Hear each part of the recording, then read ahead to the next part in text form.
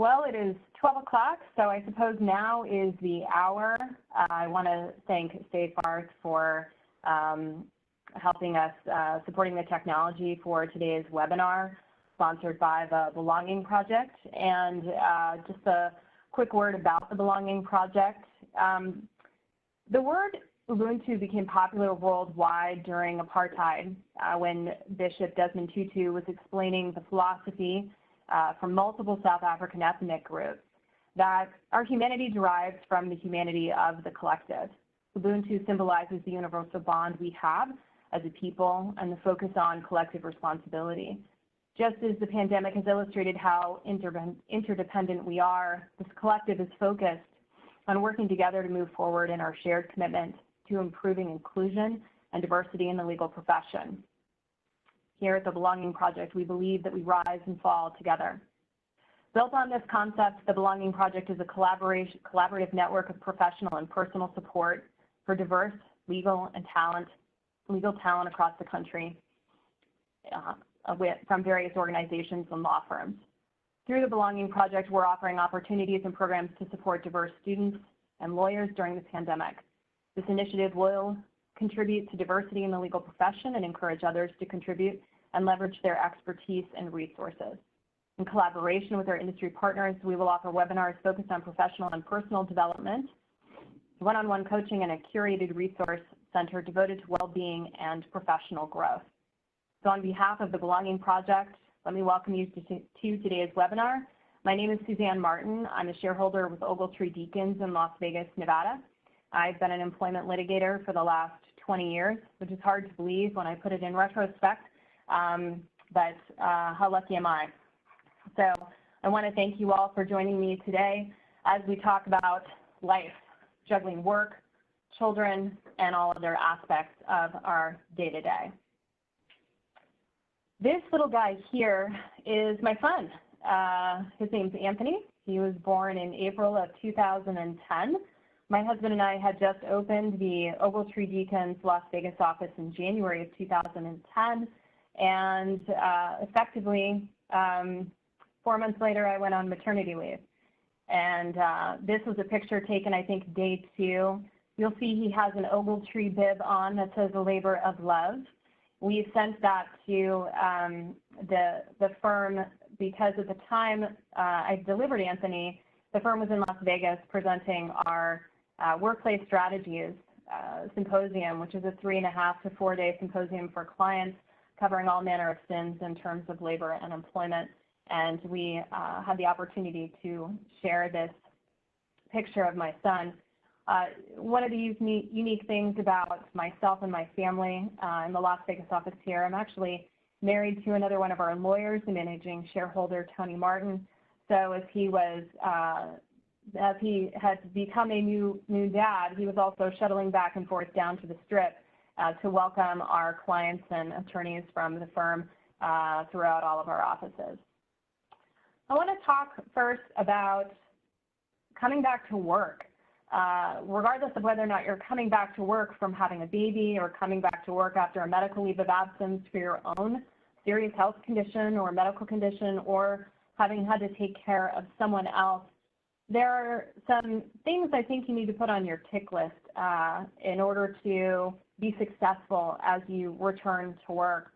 One of the most important things is being realistic about how and when you come back to work. And the when part is important because as an employment lawyer, I see a lot of instances where employees go to their doctors and say things like, you know, I know maybe you don't think I'm ready, but I've got to get back to work. I've got to, start bringing in the income. I can't sit out any longer. And this is making me crazy. For those of us in the legal profession and for those of you who may face leaves of absence in the future, give serious consideration to whether or not you're mentally, emotionally, and physically ready to return to work from any leave of absence. Your readiness is going to directly impact your success when you do return to work, and you don't want to rush things. Keep in mind that most law firms and other organizations that support lawyers and legal assistants, they're large enough to be covered by most employment laws that give people opportunities to take the time off that they need to get better and healthy and be ready to come back to work. And the other piece of this is how you come back to work. For me, I knew that I was not going to come back to work. Maybe I didn't know it, but I certainly had thought about it. I wasn't sure I was going to be able to come back to work full time. I had always known that I was going to and had wanted to make my children a priority. And it was a difficult decision to make, but within a few months of returning to work, I asked the firm if I could start working on a reduced schedule. So I went on an 80% schedule as a shareholder at that time, and I've continued to work on an 80% schedule for the last 10 years. The firm has been exceptional in continuing to support me, and in all of my communications with leadership at the firm, we have very candid conversations about whether or not this continues to be a symbiotic relationship, mutually productive. And it does. And I think we're lucky enough where we've seen a lot of law firms and organizations move into this space where they recognize the need to support people. But don't be afraid to ask to go onto a reduced schedule or even contemplate it. Sometimes we get so stuck in the here and now. I have to make partner. I have to stay on this track. I have to be full-time. People will think less of me if I'm not on this particular track. We get so stuck there that we're not thinking about what is going to be in not just our individual best interests, but the best interests of our family, our clients, and the firm. And it's okay to take a step back or throttle down. That may mean it might take longer to get somewhere, but it doesn't mean that you're going to throw yourself off track completely from whatever it is you're trying to do. In thinking about getting back to work and being realistic in particular, one thing for those of you who are parents on the webinar know is that new babies, they change.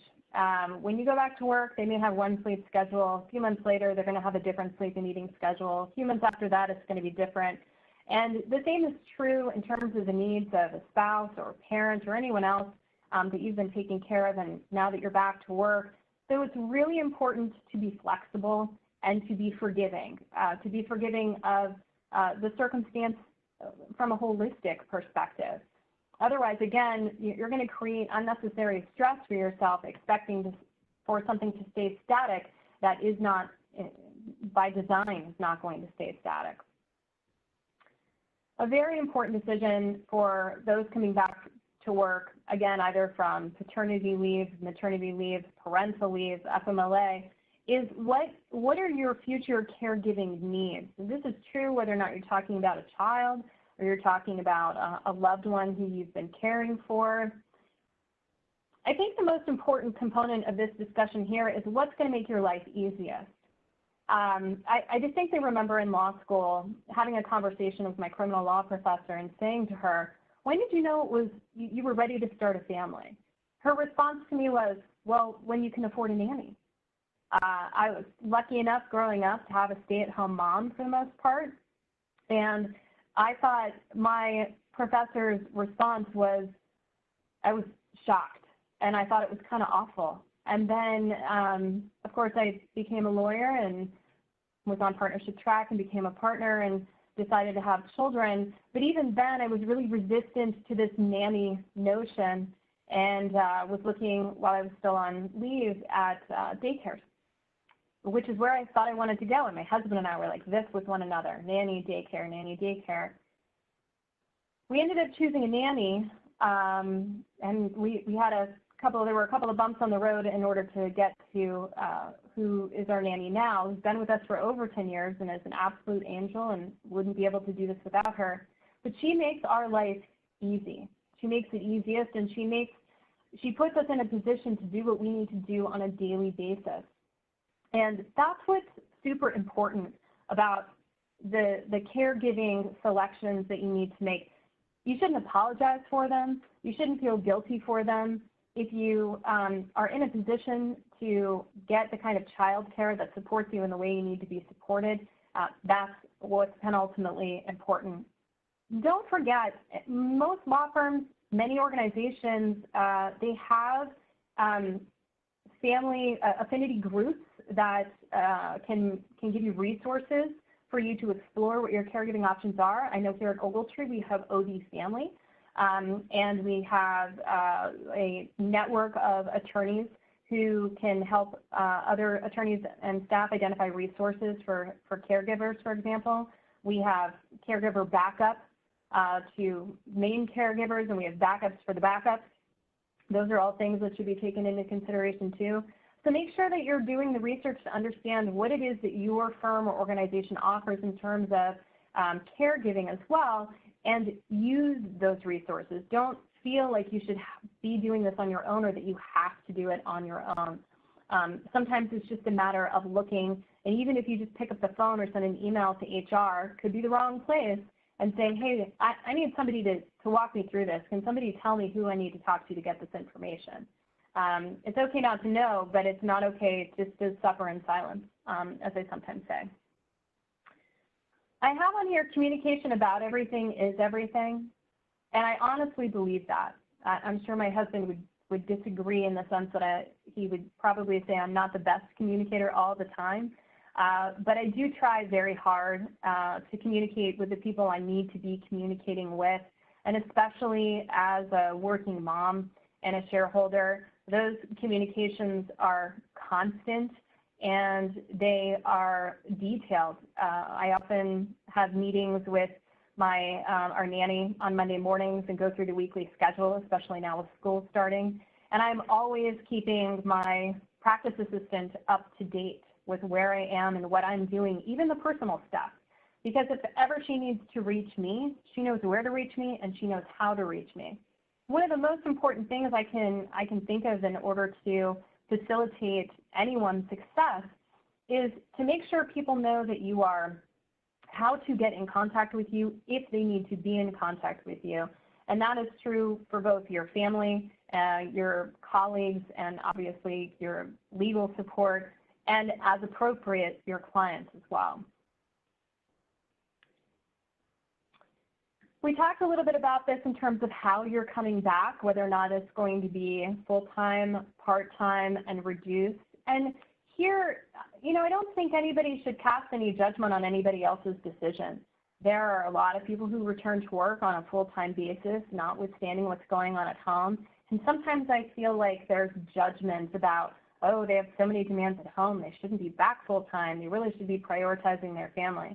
That's not for us to say. That's an individual decision. And I don't think anyone should feel like they need to make apologies for making decisions about how they feel it is best to support their families and themselves and the decisions they make. And the same is true for reduced and part-time lawyers. There's no shame, and there shouldn't be, in making the decision that you still love what you do and want to keep doing what you're doing in terms of work, but you also want to make sure that you're giving a little bit more time and attention, or at least creating the space to give more time and attention and support to your family. As a working mom on a reduced schedule and a shareholder, it's a constant balancing act.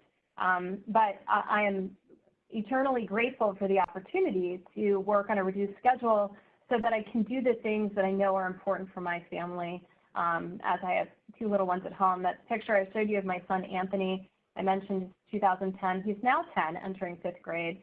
You'll see a picture here in a few more minutes of my daughter, who's 6, and she'll be entering 1st grade.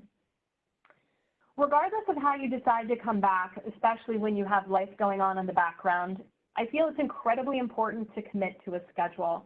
I've always tended to be a fairly disciplined person growing up as a military brat, and so this was pretty easy for me. I recognize it's not as easy for other people, but committing to a schedule helps you set expectations all the way around, both when it comes to your family, but also your children or those you're caring for, but in addition to your law firm or the people that you're working with. They know when you're going to be fully engaged, and they know when you're not fully engaged. And by and large, the response I've had when I have explained what my schedule is or what my availability is, it's been nothing but support. And that's true on the professional side when I think about my colleagues, as well as clients and opposing counsel. Having said that, it can't be so rigid that there's no flexibility with respect to how you're managing your schedule. There have been plenty of times where I have taken conference calls at 6 o'clock in the morning outside on the patio and plunked my kids in front of the TV. Or as a new mom with a baby in a pack and play, taken a conference call on the bathroom floor while to get some isolation from the baby, taking calls in the car or wherever you get free moments. That's not to say that you should consistently be available all the time to other people, but as appropriate. I'll never forget having a conversation with in-house counsel, general counsel, on an occasion where my son was relatively young. He was about 2. He had to go in for a minor surgery, and I was needing to be out of the office, but I was still handling calls. It was a class action that I was handling at the time, and this was like the one and only time that the client was available. And I had called him up just one-on-one and said, hey, I just want you to know I'm sorry to be so difficult in scheduling this telephone conference, but this is what's happening.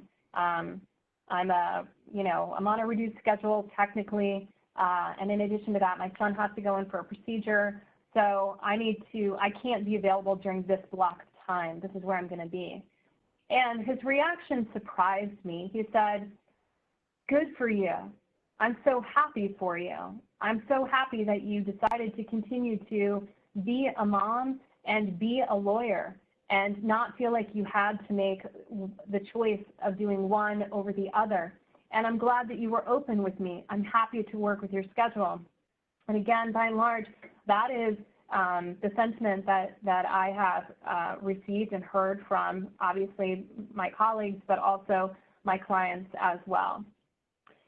And that gets us to, do you tell your clients about your choices? I think this is an individual decision. On those occasions where I have told clients that I'm on a reduced schedule and therefore am not, available, or this is why I'm asking you to call me after this hour on my cell phone and not in the office.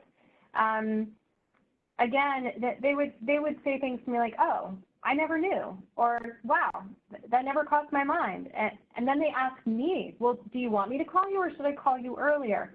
And it's really, it's a very good conversation to have. On the other hand, again, it's totally a personal choice. And I say that this is a choice you need to make depending on the situation, unless, you feel completely comfortable just putting it out there from the get-go. Coming back to work is going to be stressful. I think at different points of our lives, our stress levels are going to go up and down and up and down. But certainly one of the things that makes coming back to work from any leave of absence stressful is how we're juggling a new circumstance. And so one of the rules that I started to implement for myself was to try and treat family like clients and be accountable to them in the same way.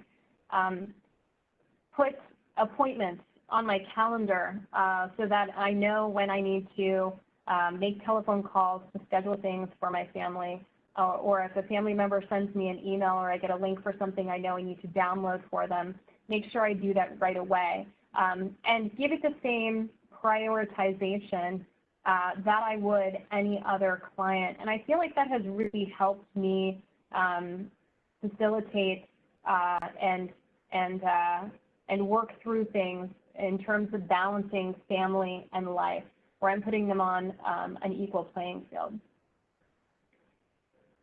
Things are going to change, as we talked about, both with the caregiving situation, children as they grow, spouses or family members as they get sick, parents as they get older.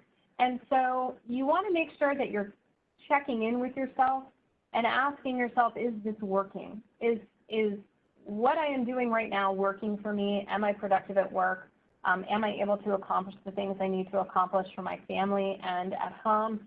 And if not, what needs to change? Because under no circumstances do you want to adopt a lifestyle that is not, as best it can be, harmonious.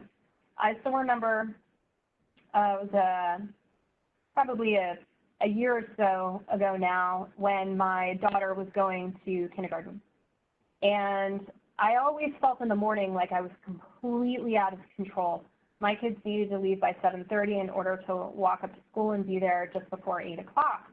And I was really struggling getting everything done in the morning that I needed to between taking care of myself, getting the kids, faces washed, teeth brushed, and lunches made, and breakfast, and all the other paperwork you need to fill out with school. And so I sat down in my office one day, and I just thought about what my morning looks like and how much time I have in the morning before we have to hit go and be out the door. And I wrote down a list of things that I felt needed to get accomplished in the morning. And I realized in that moment that the reason I felt so discombobulated was because I didn't feel like I had control. I felt like time and events had control over me as opposed to me having control over the time and events. And so I decided at that moment that instead of getting up at 5:15 or 5:30, that I was going to get up at 4:45. And that sounds crazy. But it worked because it gave me a window between 4:45 and 5:30 where I knew, for the most part, my kids were not going to be up, where I was going to have an opportunity to do the little things, be it a 30-minute workout, triaging emails, filling out paperwork that my kids needed for school, getting dinner ready at breakfast, whatever the case may be. It gave me just that little bit of extra time that I needed in order to get the control that was going to reduce my stress and allow me to function better in the morning, getting everybody out the door and ready to go. The other thing that I think can be stressful as you return to work from any leave of absence is the work, especially for those of us who work in private practice and have billable hours requirements. If you've been out for any period of time, during that period of time, obviously, your work has slowed, and that's by design. First things first, educate yourself about what the expectations are when you come back to work. What are the billable hour requirements? Is there a ramp-up period? Presumably, the time that I've taken off is going to be factored into my billable hours requirements on a pro rata basis. So where am I now, and where do I need to be by the end of the year? Know what the expectations are of you so that you can plan and organize and identify how it is you're going to meet those expectations. And then remember that you're your best cheerleader, so you have to remind people that you're back, and you need to let them know what you're willing to do.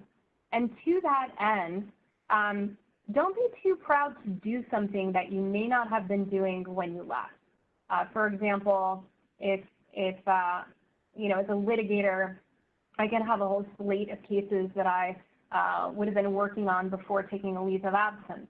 And then during a 3 or 4 month leave of absence, you would have cases that settle. We would have other people that took the case to summary judgment. You may have had somebody who took it to trial, whatever the case may be. So when you come back, you don't have that pipeline of work that's coming to you. And it may be that the only work available at that time when you come back would be writing letters, responsive letters to agencies, or doing research and writing some memos, or doing a doc review. Those are not things to shy away from, because if the objective is to ramp up, if the objective is to continue to build those hours, beggars can't be choosers. And it's important that you remind people that you are a team player, you're ready to work, you're willing to do the work, even if it's not the same kind of work that you were doing before you left. And once you deliver that high quality work product, they're going to remember that, they're going to appreciate it, they'll respect the fact that you were a team player, and they're going to continue to give you work, and that's going to create the pipeline that you're going to need going forward. Throughout my high school years, and then certainly into college, I was a lifeguard on and off. And one of the most important rules for those of you who are also lifeguards, they teach you is if you're drowning, you cannot save a person who is also drowning. And I think that rule is equally applicable to our professional and our personal lives, particularly when they converge. You are not going to be successful at work. You're not going to be successful at home, if you will, if you feel so overwhelmed by one or the other that you can't get organized and be productive in either place. If someone is offering to help, take the help. There's no, they're not offering because they're trying to undermine you. They're offering because they sincerely want to help you. And you shouldn't feel like you have to do it all or wear some kind of cape or have some magic fairy dust to make everything okay. Accept help from other people, be it grandparents, be it neighbors, be it friends, brothers and sisters. If you need it, take it. That's okay. There will be a time when you have the ability and opportunity to return the favor. One of the other things that I have in here is don't get jealous if your kids like the caregiver more than you. I'll be honest, this is something I've struggled with, and it was very unsettling to me. But this also went in the way of a seesaw.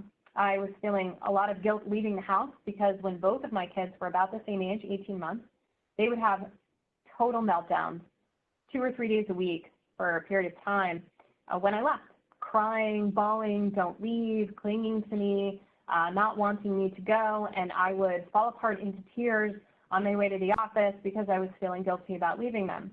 And then the reverse would happen when I came home with the nanny. They would not want her to leave, crying, bawling, clinging on to her, et cetera, so on and so forth. And then I felt guilty and I felt jealous of the relationship and the bonds that they were forming.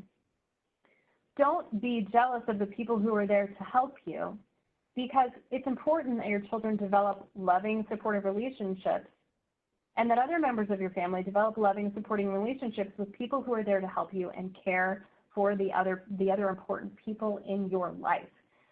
Don't let that create stress for you. That should, you want to pull back, give that some perspective, some time and space, as I say, and allow that to be a source of comfort for you and not throw you off. Also, don't put it on yourself to be fun all the time. I am not fun. I admit that. My kids know I'm not fun. We've had conversations about the fact that I'm not fun, and that's okay. They have other people in their lives who are fun, like our nanny, and that's her space. But I serve other purposes with them, and so I don't let that bog me down. I have my moments. I can be fun, but not all the time. And I just moved past that at some point, recognizing that this is not who I am. I tend to be a serious person, and I bring that seriousness home with me into my relationships with my children. And that's okay. So I can't let that weigh me down, and I can't let that be a source of stress for me. And in terms of being stressful, remember that it's okay to cry. It's okay to have a day where you throw your hands up in the air and you say, this is a day where I feel like I'm drowning. I'm not sure what I'm going to be able to do. I know I've certainly had these moments where I have either not gone into the office and worked from home at my own pace, or I have driven to the office and had one of our lovely staff bring my laptop down so that I could drive back home. And it's not been predictable, and that's okay too. But it's okay if you're expecting to be in 5th gear one day to throttle back to 3rd, and give yourself the room to take the time you need so that you're not overwhelmed, even to get organized. If you're feeling disorganized and making lists are going to make you feel better. These are the kinds of things that you're going to need to do and give yourself the permission to do and the forgiveness to do in order to ensure that you're not drowning yourself so that you can be productive both professionally and personally. I want to shift now to talking about parents and life happening. This lovely lady is my mom, Pat. I don't think I asked permission to put her picture in here, but I did tell her after the fact. So she knows she's in here. In any event, my dad passed very suddenly in October of 2016, and we had to make some decisions as a family. There are 4 of us kids. All of us are married. All of us have 2 kids. We're scattered across the country. And one of the big questions, of course, was, is my mom going to stay in the middle of the country in Texas, or was she going to move somewhere to one of the states in which we live to be closer to us? Of course, she told me that she was never moving to Vegas. There was a less than 5% chance, and at present she lives 5 doors down from me. And I consider myself lucky to have an opportunity to develop a relationship with her that I've not had the opportunity to do before, because there's an intimacy with that. We also have to recognize, for those of us in our 40s and 50s, that at some point, whether our parents are near or far, our parents are going to need us. And they're going to need us in different ways. They're going to maybe need us to take them to a doctor's appointment, or they're going to have surgery, and they're going to need us to come out and help them through their recovery. And so there are a whole host of things you need to consider as you embark upon this next adventure of your parents needing you in a way that you may have needed them in the past. First of all, again, what are the firm's resources? What are the company's resources in terms of leaves of absence? Do you have FMLA leave? Do you have personal leave available to you? If you're going to try and work while you are caring for a parent, or even taking an afternoon off to take them to a doctor's appointment, for example, what kind of work are you going to be able to do? As lawyers, we have an obligation to maintain the confidentiality of our communications with our clients. And so we can't just be in the waiting room of a clinic. Of course, we're not allowed into the waiting rooms of clinics now, so most of us are in our cars, which is good. But historically, in the past, we couldn't have these confidential conversations with our clients in waiting rooms. And we may not even be able to have those conversations with our parents present. So we need to give some thought in advance to how we're going to manage that day, be it a 5-day period of time or an afternoon, in terms of how we're going to get the work done. And again, put the out of office on, see what the firm resources are, see what resources and leave options you have available to you so that you can do this. Also keep in mind that, as I said before, sometimes we get so caught up in, oh my gosh, I have to do this now, this needs to be done now. If I don't do this now, somebody's going to be disappointed, I won't meet a deadline, I won't meet this particular objective. You have the power to pace things out and also to set expectations. And back to communication about everything is everything. I find that when you communicate to people about what demands, what kind of demands are being placed upon you personally, and the fact that you're going to be out of pocket for X number of hours for a particular reason, most people respect that, including opposing counsel. And they will understand and give you the space and the time that you need. You just need to plan properly for it. I did see a question come in while I was talking. The question is, after a day of work, I'm exhausted and don't want to make any more decisions like what's for dinner. How can I avoid this kind of fatigue from work? That's a great question. I have the same feelings quite often. I have 2 thoughts on that. One is, as a lawyer, keep in mind that, and law school doesn't teach you this, intellectually, emotionally, physically, throughout the day, we are giving everything we have to other people. That's the nature of the job. And so it's natural to feel exhausted because it's an all-encompassing profession. I avoid this, and I often use the phrase, I'm great out of the gate. I'm an early morning person, and I feel like there's a lot that I can get accomplished in the morning versus when I get home at night because of the fatigue and other demands. I make breakfast in the morning, or dinner at breakfast. I make meatballs at like 6 o'clock in the morning. I'll make risotto and stash it in the fridge. I will get steak prepped and vegetables chopped and things of that nature. And also doing things in advance, like over the weekend on a Saturday and Sunday. Load up on the things that you think you're going to want during the week. But it's such a simple thing to take that stress out of the equation for you so that you know when you get home, there's no planning that needs to be done. The only thing you need to do is spend 15 to 20 minutes throwing things into a pot or on the grill. And simpler is better. Most of my colleagues would tell you that I'm a total food fanatic and I'm constantly cooking and baking. And it's not uncommon for me to do that in the very early hours of the morning, which for me is a huge time saver at night and in the afternoon. So getting back to this again, tips and pointers in terms of when your parents need you, communication with opposing counsel, communication with your practice assistant or legal secretary, whomever is supporting you, and also the firm about what your needs are in that moment, and recognizing that this is just a moment in time. I distinctly remember at one point thinking, it must have been, I think I was 35, and my parents were on a backpacking tour in Europe. And I thought,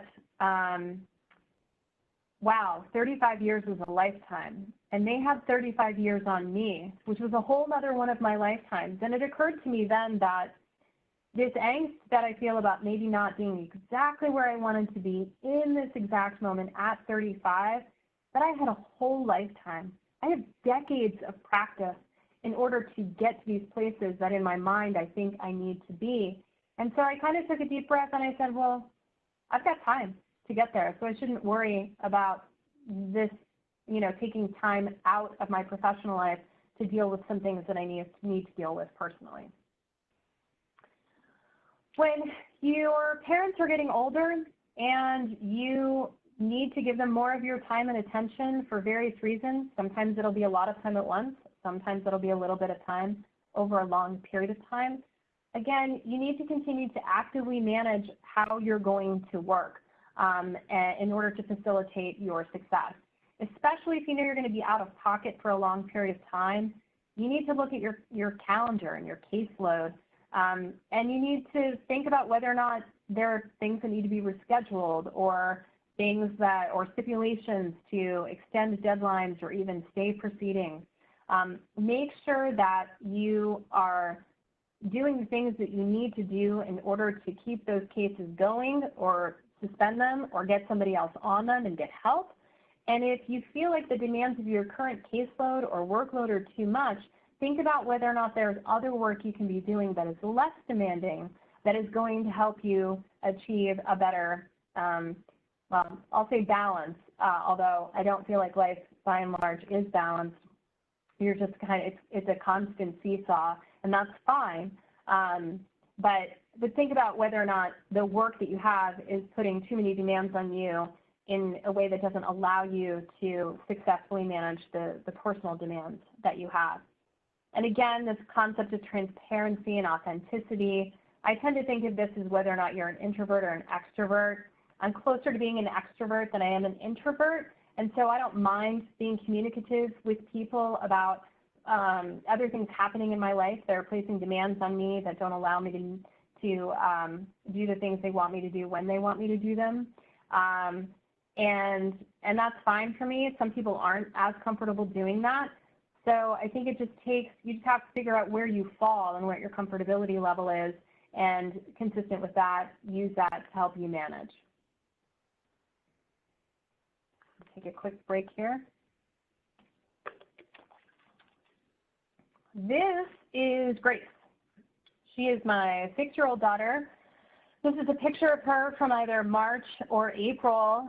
And if you look closely, you will be able to see there's a computer, crayons, rulers, pens, and papers, and a very fancy stylo cup and plastic cup and there's a whole bunch of stuff taped to the wall. So when COVID-19 came knocking and they closed the Clark County School District and sent everybody home for remote learning, we received that information on a Sunday afternoon. And of course, kids were supposed to be remote learning by Monday. So we buckled down, grabbed a couple of card tables and picnic tables, set them up in a room in the house, put tablecloths over them, grabbed stylo cups and plastic cups, and as many, crayons and pens and papers that we had at the house in order to do what we needed to do. That is going to be life for many of us for the foreseeable future. And I think that it's time we start to come around as a community to the fact that this is happening, right? We have almost 100,000 children who've tested positive for COVID, which means that more and more school districts are going to be making the decision that children will be engaged in remote learning, or if they do open, they're going to shut the schools back down, which we are already starting to see in Atlanta, for example. Colleges and universities are incorporating mask requirements as well as, get this, asking students not to have keg parties. And it remains to be seen how successful this no keg party rule is, but that's what they're asking kids to do, and it looks like the colleges and universities are going to be fairly serious about it. And as I was writing, preparing this PowerPoint, the Big Ten had just announced that they were canceling their football season. The Big 12 has just done so, and it remains to be seen what our other what other college football organizations are going to be doing on a go-forth basis.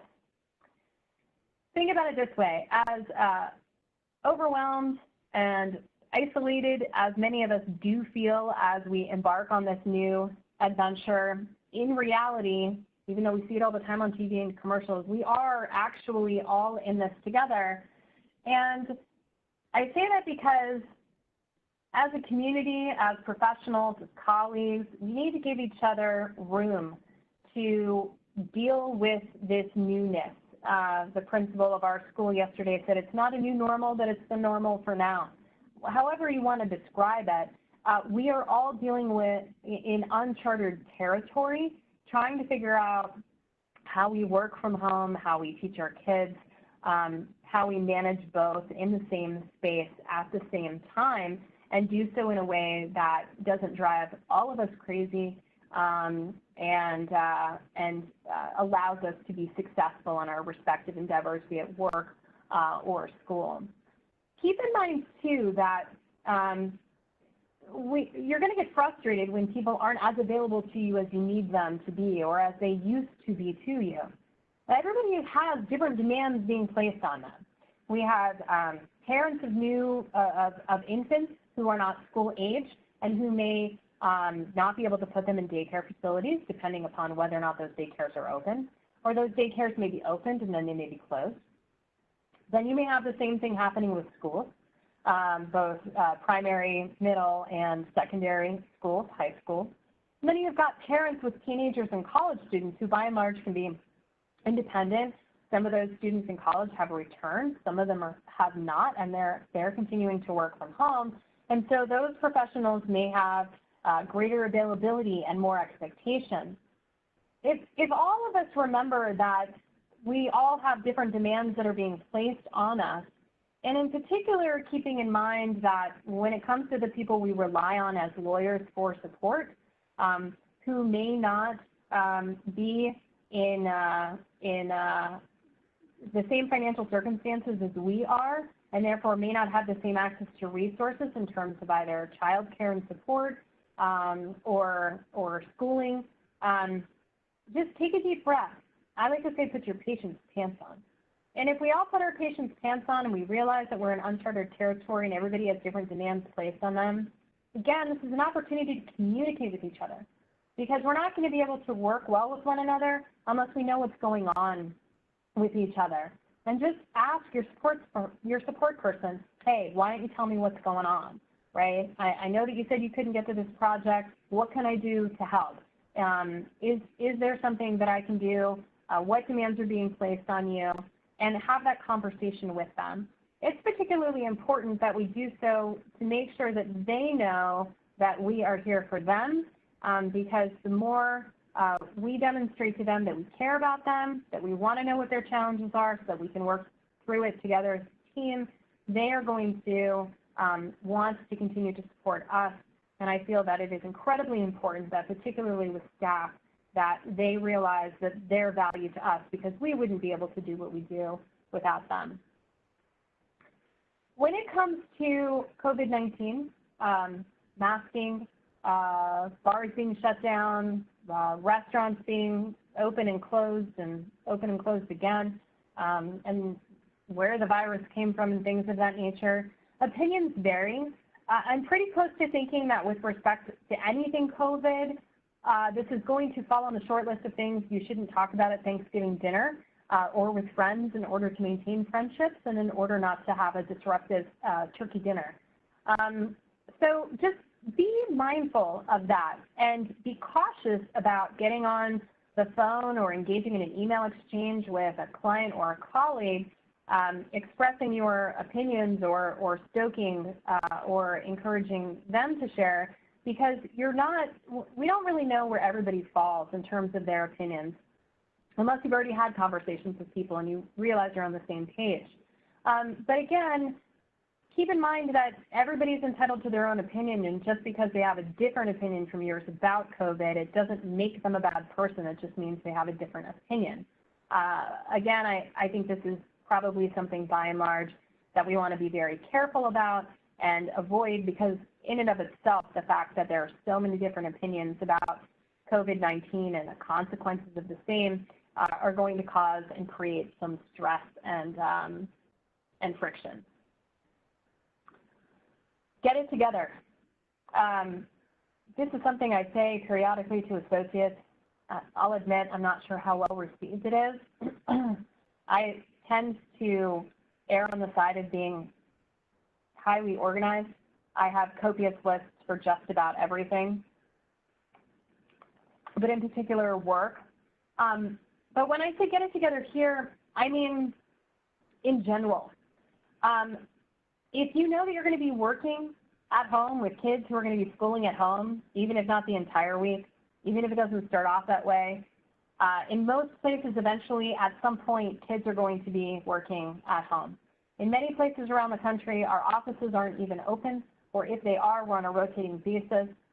Whatever the circumstances are that present themselves to you, it's important that you take a look at where you are, big or small, and identify where everyone is going to have a space.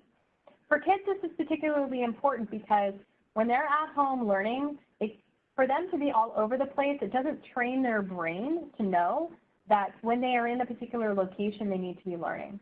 So to set up a designated spot for them, even if it's a beanbag and in a corner, or one side of a dining room table that is their side and that's their spot that they know they can return to and keep their stuff at, this creates a level of consistency and helps their minds and bodies know that when they get there, that's their spot and it's their time to learn. And it's important for everybody to have the right materials and their own stuff, right? So that everybody can respect each other's space and everyone can be ready and prepared to start working for the day, right? So create your own spaces. In my house, we just got a couple of simple desks for my kids, which I thought was better than a card table. I'm borrowing some chairs from my mom, and I have beanbags, theoretically, on the way from that are in the back of a UPS truck somewhere. But they have their pens and papers and their plastic cups, and they're going to be ready to go knowing that that's their space.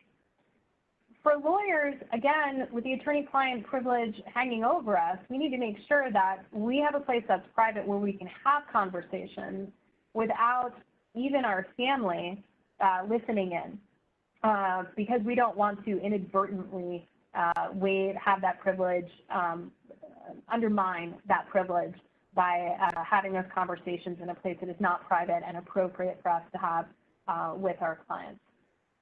Also, establish the rules of engagement. And by that I mean everybody needs to respect each other's time and space and what they need to be doing.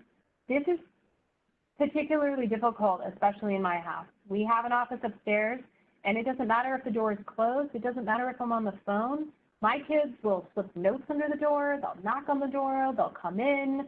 They'll WebEx bomb or Zoom bomb me consistently. And so I have to continue to have the same conversations with them about, hey, guys, listen, this is mommy's space.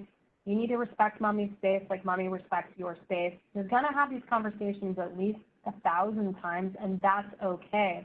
But do everything that you can to try and establish the rules of engagement so everybody knows what the start times are, what the break times are, what happens when mommy and daddy are on the phone, and what happens when the kids have their earphones on and they're engaged in remote learning. For many of you, for me, I feel like every day is Groundhog's Day. I know that a lot of us feel this way. I know that both my mom feels this way and my husband's parents tend to feel this way too, because we are living the COVID-19 dream. I spent a lot of time working at home. I'm in the office today because I had a meeting. But it does start to feel like Groundhog's Day. That's both good and bad. It can be good for our kids because they need that consistency, particularly as they go back into the school year, and consistency in schedules and their ability to rely on that is crucial to their success. But it also helps reduce stress for us as adults because we know what to expect as well. And I also like to say, look, show up for work and school. And by this, I mean, don't show up in your jammies. There are a few schools who are modifying their dress code policies to make sure that when students are showing up to learn remotely, that they're not doing so in their pajamas.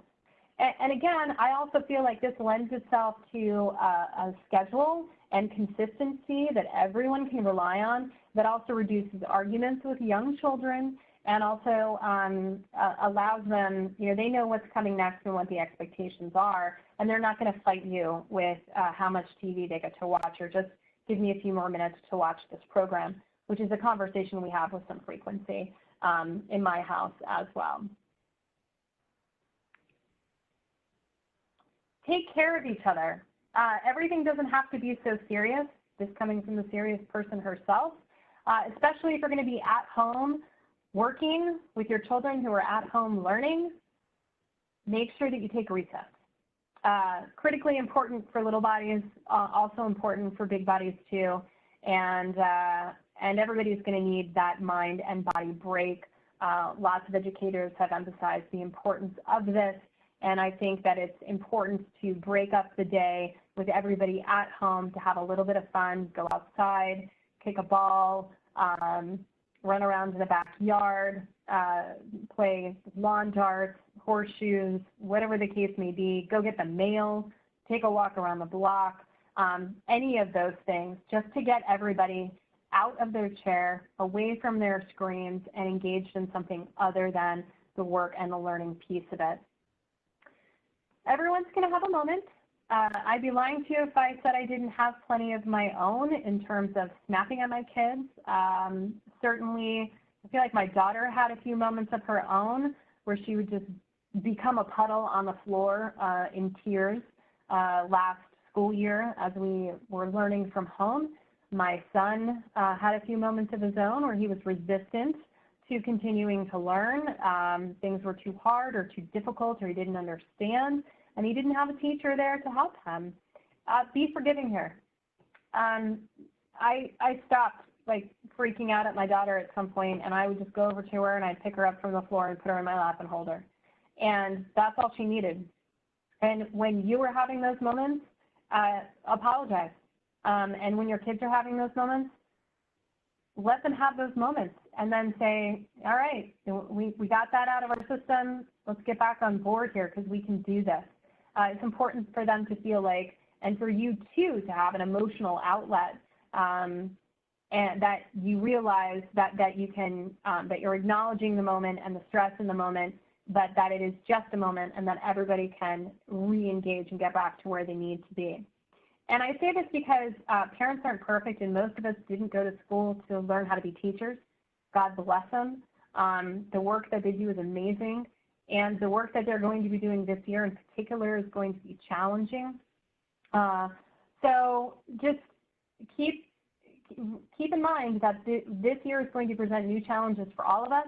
As many work emails as we get, we're all going to be getting more emails from teachers and administrators about school. So that's going to present a challenge for us and may make us feel overwhelmed at times. Again, we just have to put it into that this is my other client category and continue to manage it in the same way.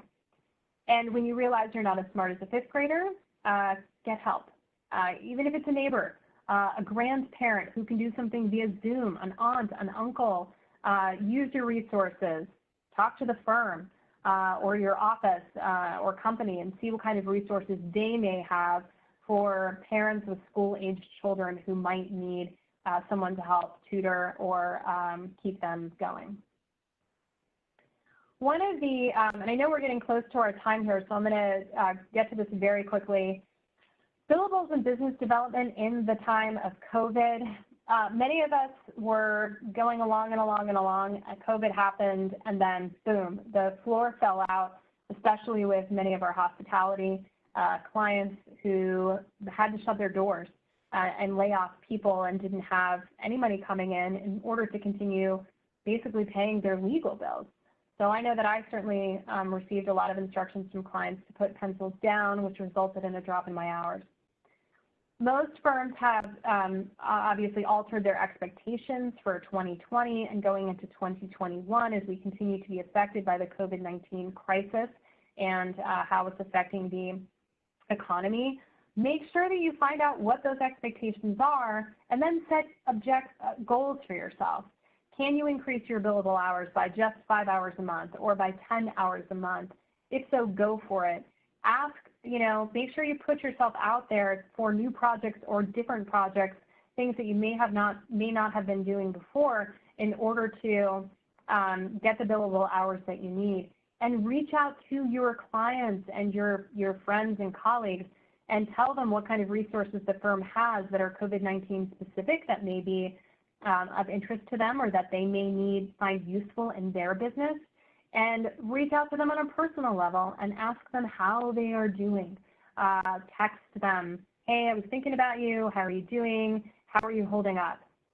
We just had a question that came in that said, for female associates who are working moms, how can they manage effectively family obligations and develop a book of business?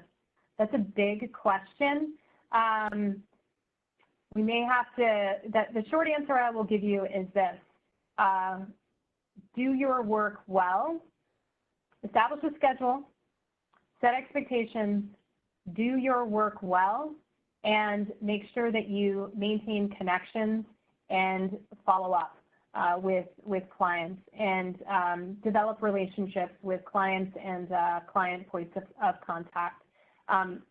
And make sure that you're networking internally within your firm, because if you build your reputation within the firm, senior lawyers are going to come to you looking for you to do their work. And that is going to, if you can make yourself indispensable to them, they will keep coming to you for that work, which will help you get more embedded with clients. And then the clients will start coming to you directly to do the work, which is going to affect how the allocation of responsibility is in the private law firm experience. Okay, like I said, find out what your billables are, check in with your clients. This is also a good time to get involved in something that has the potential to generate new clients. Myself, I just finished the eCornell's Diversity and Inclusion Certificate Program, which I was planning on doing before COVID-19 came anyway, but this created an opportunity for me to do that, and now I also have the opportunity to put that out to my clients and say to them, look, not only do I have this experience, but now I also have the certificate, and especially now in the context of COVID and also in with the Black Lives Matter movement and social justice movements, we see getting more visibility and traction than they have historically. This has created new opportunities for me to develop clients and develop business. This is a picture of Red Rock that I took, which isn't very far from my house out here in Las Vegas, Nevada. And I want to talk quickly about self-care. For those of you who are lawyers on the phone and those of you who will soon be lawyers, remember that there are various rules of professional responsibility that we have to be competent and diligent and to give our clients the best advice, taking into consideration a whole host of things. We cannot do this if our executive function is compromised because we find ourselves in a static state of stress. A static state of stress consistently wears you down, and it impairs your ability to literally function. Memory, problem solving, communication, the ability to learn, and it makes you emotionally reactive to things all the time because you're removing the ability to absorb the information, think about the information, and make decisions about that information or use that information to make decisions on a go-forward basis. Everything is reactive as opposed to being proactive. So you want to take the time to engage in whatever self-care is you find to be most successful for you. We already know from the ALM Mental Health and Substance Abuse Survey that came out in February of 2020, that, and historical and other studies as well, that lawyers are particularly affected by depression, anxiety in particular, alcohol and drug abuse. So self-care is critical right now. And you can do any of it. It doesn't matter what it is as long as you're doing something to take care of yourself. It could be exercise, meditation, yoga, mindfulness, and other, or some other thing that is going to make you feel as if you're taking care of yourself and give you the kind of mental clarity you need. I have an asterisk by mindfulness because I just want to put it out on the table. I know it's getting more visibility in general, but I wanted, for those of you who haven't really explored mindfulness, to just have a few pieces of information that will be helpful to you. Mindfulness is a practice that is engaged in widespread among highly successful CEOs, including Arianna Huffington, the Twitter CEO, LinkedIn, and LeBron James as well. Aetna did a study with 500 employees engaging in a mindfulness practice. They found it reduced their stress levels by 27%. They slept, 20% of the participants slept better. Those who were experiencing some form of chronic pain, that reduced by 19%. They gained 62 minutes of productivity, and the health benefits were $2,000 per person. So mindfulness isn't this kind of like mushy, mealy, hippie concept. Mindfulness works. Mindfulness is effective. And if you don't feel like you have time for exercise and are not feeling like you're bendable enough for yoga, mindfulness is an easy practice that you can build into your daily routine, taking 5 to 10 minutes at a time throughout the day in order to be mindful, either in a meditative way or engage in other mindfulness practices. Last thing I want to leave you with, in addition to self-care, is the 7 Ps. My dad used to say this all the time. His version was, prior proper preparation prevents piss poor performance. My mom would promptly correct him and say, prior proper preparation prevents pitifully poor performance. We've talked a lot today about organization, schedules, setting expectations. All of this requires preparation. And in all facets of your life, be they professional or personal, if you are engaged in proper preparation, where you are looking at what the expectations are, identifying and creating plans on how you can meet those expectations, being flexible and adjusting yourself, but ultimately preparing both others and yourself, not only in terms of knowledge and substance, but also just the organizational components and pieces of this, it's going to help you be successful ultimately at the end of the day. That is all I have. I think we are out of time. I'm happy to stay on and take any additional questions from some of the attendees. I want to again thank the Belonging Project and SafeArth for sponsoring this and all the partners of the Belonging Project as well.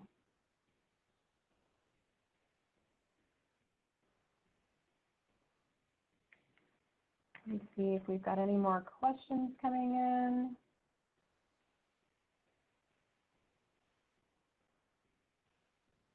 We have a few. Thank you for the thank yous. I appreciate it.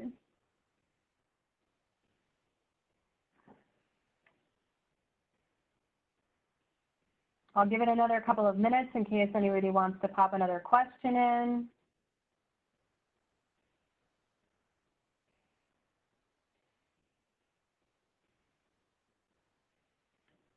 All right, I think we're good. Thank you everyone for taking the time out today.